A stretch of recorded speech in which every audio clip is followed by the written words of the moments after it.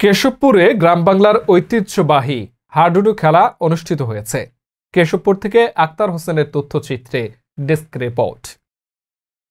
যশোরের কেশবপুরে গ্রাম বাংলার ঐতিহ্যবাহী হাডুডু খেলা অনুষ্ঠিত হয়েছে।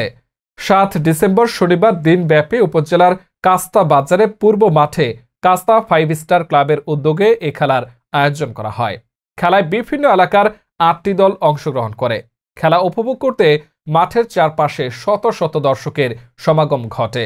খেলায় সর্বশেষ রাতে ফাইনালে গাজনা হাডুডু একাদশকে হারিয়ে বামনখালী হাডুডু একাদশ বিজয়ী হন।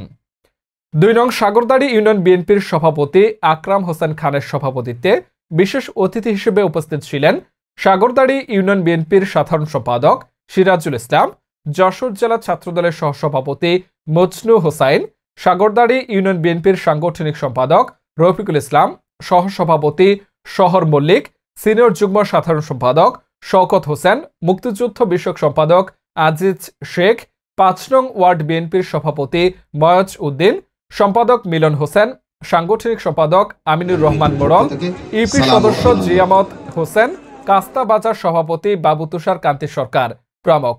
খেলায় রেফারি ছিলেন শিক্ষক রুহুল কুদ্দুস। ধারা বর্ণনায় ছিলেন সাংবাদিক এনামুল হাসান নাইম ও মারুফ হোসেন মিন্টু। খেলায় সার্বিক তত্ত্বাবধানে ছিলেন সাংবাদিক মোহাম্মদ আক্তার হোসেন, ৫ নং ওয়ার্ড বিএনপি যুগ্ম সম্পাদক আলামিন হোসেন, সৈয়দ রাসেল, হাডুডু খেলোয়াড় আবু বক্কর, নাহিদ হোসেন, ওমর ফারুক, হাবিবুর রহমান, কালাম হোসেন সহ আরো অনেকে।